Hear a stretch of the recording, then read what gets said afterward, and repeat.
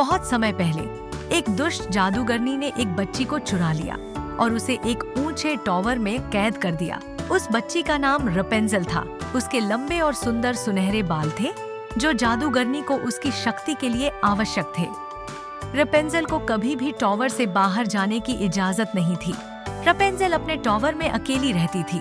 उसका दिन खिड़की से बाहर देखते हुए और अपने बालों को संवारते हुए बीतता था। उसे बाहर की दुनिया देखने का बड़ा मन था, लेकिन वह जादूगरनी के डर से कभी टॉवर से बाहर नहीं आ सकी। एक दिन जंगल से गुजरते हुए एक राजकुमार ने रपेंजल को टॉवर की खिड़की से झांकते देखा।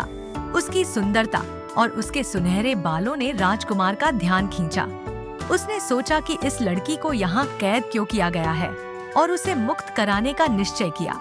राजकुमार ने रेपेंजल से बात की और कहा, मैं तुम्हें यहाँ से मुक्त कराने आया हूँ। रेपेंजल पहले डर गई, लेकिन फिर उसने महसूस किया कि राजकुमार उसकी मदद करना चाहता है। उसने अपने बाल खिड़की से नीचे लटकाए और राजकुमार उनके सहारे टॉवर पर चढ़ गया। जादूगरनी को पता चल गया कि रेपेंजल और राजकुमार मिल चुके हैं। उसे गुस्सा आ गया और उसने रेपेंजल को सजा देने का फैसला किया। रेपेंजल के सुनहरे बाल काट दिए और उसे दूर एक अज्ञात जगह पर छोड़ दिया। राजकुमार को भी उसने अंधा कर दिया और जंगल में भटका दिया। अंधे राजकुमार ने कई दिनों तक जंगल में रेपेंजल की तलाश की। दूसरी ओर रेपेंजल भी अपने राजकुमार की याद में दुखी थी। एक दिन राजकुमार की आवाज सुनकर रेपेंजल दौड़ती हुई उसके पास आई और उसकी आंखों पर अपने आंसू गिराए। चमत्कारिक रूप से राजकुमार की दृष्टि लौट आई। रेपेंजल और राजकुमार ने मिलकर जादूगरनी को हराने का फैसला किया। वे वापस टॉवर गए और अपने साहस से जादूगरनी को हरा दिया। जादूगरनी ने अपनी शक्ति खो दी और वह हमेशा के लिए गायब हो गई। अब रेपेंजल और राजकुमार आजाद थे। जादूगरनी की हार के बाद रेपेंजल और राजकुमार ने एक साथ नई जिंदगी की शुरुआत की।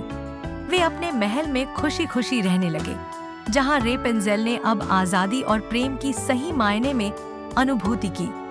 उन्होंने कभी किसी को अपने जीवन पर नियंत्रण करने नहीं दिया।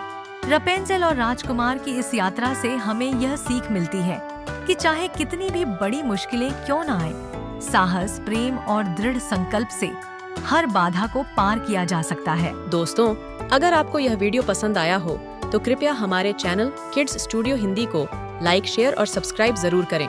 आपकी सपोर्ट से हम और भी मजेदार और रोमांचक कहानियाँ लाते रहेंगे। धन्यवाद।